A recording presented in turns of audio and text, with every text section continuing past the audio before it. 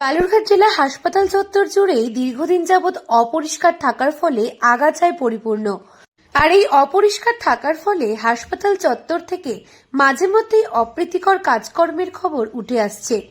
মূলত সেই কারণেই হাসপাতাল জুড়ে গজিয়ে ওঠা জঙ্গল পরিষ্কার করতে বড়সড় উদ্যোগ বালুরঘাট পুরসভার। এই উপলক্ষে সাফাই অভিযানে অংশগ্রহণ করলেন খোদ পুরসভার চেয়ারম্যান সহ স্থানীয় কাউন্সিলররা। সূত্রের খবর, বালুরঘাট জেলা হাসপাতালের নানা জায়গায় রয়েছে জঙ্গল ও আগাছা। সেখানে লুকিয়ে থাকতে পারে দুষ্কৃতীরা। নার্সিং হোস্টেলে দুষ্কৃতী ঢুকে পড়ার ঘটনার পর এবার ছাত্রীদের নিরাপত্তার স্বার্থে এগিয়ে এলো বালুরঘাট শহরের বাসপুর ও হরিজন সমাজ। হাসপাতাল চত্বরে জঙ্গল ও আগাছা সাফাই করলেন সংগঠনের সদস্য সহ বালুরঘাট পুরসভার চেয়ারম্যান অশোক মিত্র। যে ঘটনাটা ঘটেছে সেটা খুব দুঃখজনক ঘটনা। এই ধরনের ঘটনা ঘটা সঠিক নয়, তবে প্রশাসন তৎক্ষণাৎ একেবারে ব্যবস্থা গ্রহণ করেছেন। আপনারা জানেন যে অলরেডি একজন সম্ভবত অ্যারেস্ট হয়েছে।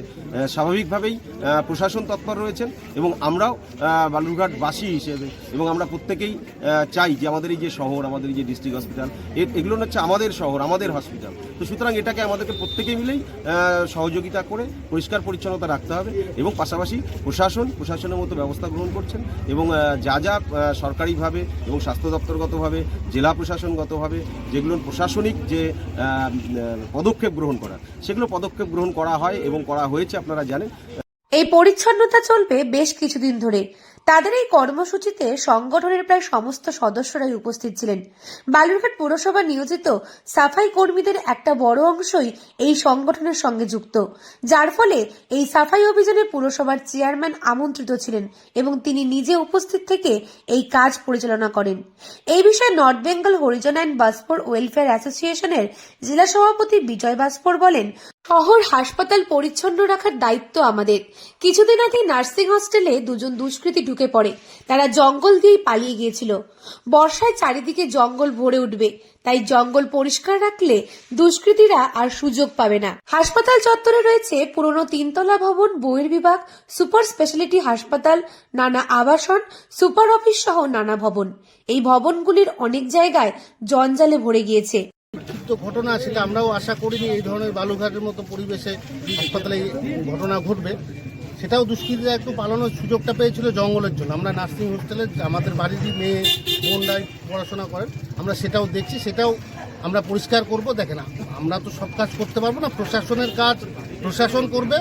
আমাদের যেটা আমাদের হাতে কাজ আছে, আমরা পরিষ্কার পরিচ্ছন্ন করা, সেটা করব। তাতে ওনার মনে হচ্ছে আমার যে প্রশাসনের সুবিধা হবে কাজ করতে, ওখানে যদি জঙ্গল পরিষ্কার থাকে।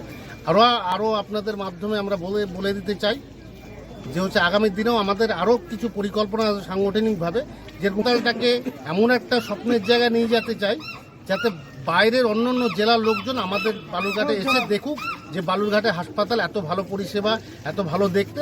যদি নার্সিং হোস্টেলে দুষ্কৃতী ঢুকে পড়ার পর ওই জঙ্গল দিয়ে তারা পালিয়েছিল, ফলে জঙ্গল থাকায় দুষ্কৃতীদের আনাগোনা বাড়ছে। তারা লুকিয়ে নেশা করে নার্সিং হোস্টেলেও ঢুকে পড়ছে। এই জঙ্গল না থাকলে পুলিশ পেট্রোলিং এরও সুবিধা হবে। দক্ষিণ দিনাজপুর থেকে সুস্মিতা গোস্বামী রিপোর্ট, লোকাল 18 বাংলা।